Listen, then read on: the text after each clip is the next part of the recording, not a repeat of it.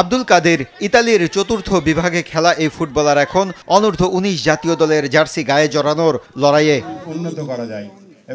তার মতো আরও দুই বিদেশি ফুটবলার আছেন এই ক্যাম্পে।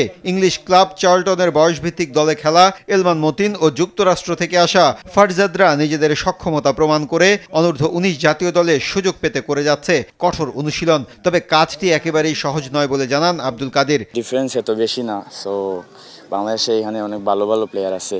ইতালিতে যেরকম এক্সপিরিয়েন্স করছে, যেরকম ফাইট করছি, তো এখানেও এরকমের এত ডিফারেন্স নাই। আমি তো এখানে আসছি আমার দেশ, আমি আমার দেশকে রিপ্রেজেন্ট করতে আসছি, সো আমি প্রতিদিন আমার বেস্টটা দিতে চাই। এবারের অনূর্ধ্ব-19 সাফ অনুষ্ঠিত হবে ভারতের অরুণাচল প্রদেশে, যেখানে চ্যাম্পিয়ন হবার লক্ষ্যেই এত আয়োজন। যশোরের শামসুল হুদা ফুটবল একাডেমির সবুজ গালিচায় অনুশীলনে থাকা এই 19 না পেরোনো ফুটবলাররাই নতুন ফুটবল প্রজন্ম, যেখানে প্রবাসী বা দেশি ফুটবলার সবার পরিচয়ই এক।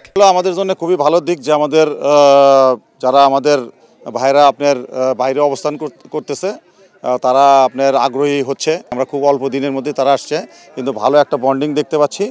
তো আমরা আশা করব যে সবার সম্মিলিত একটা প্রচেষ্টায় আমাদের একটা ভালো কিছু হবে। প্লেয়ারদেরকে যা দেখলাম, যে আমি অনেক আশাবাদী এই প্লেয়ার নিয়ে, যে আমি একটা ভালো জায়গায় যাইতে পারবো আমার মনে হইতেছে। আর আমার যে চাপ, আমার মনে হয় না চাপ, যে ভালো প্লেয়ার আমি পাইছি আমার মনে হয় না এটা চাপ হবে। আগামী 9 মে থেকে ভারতের অরুণাচল প্রদেশে শুরু হবে সাফ অনূর্ধ্ব-19 চ্যাম্পিয়নশিপের এবারের আসর।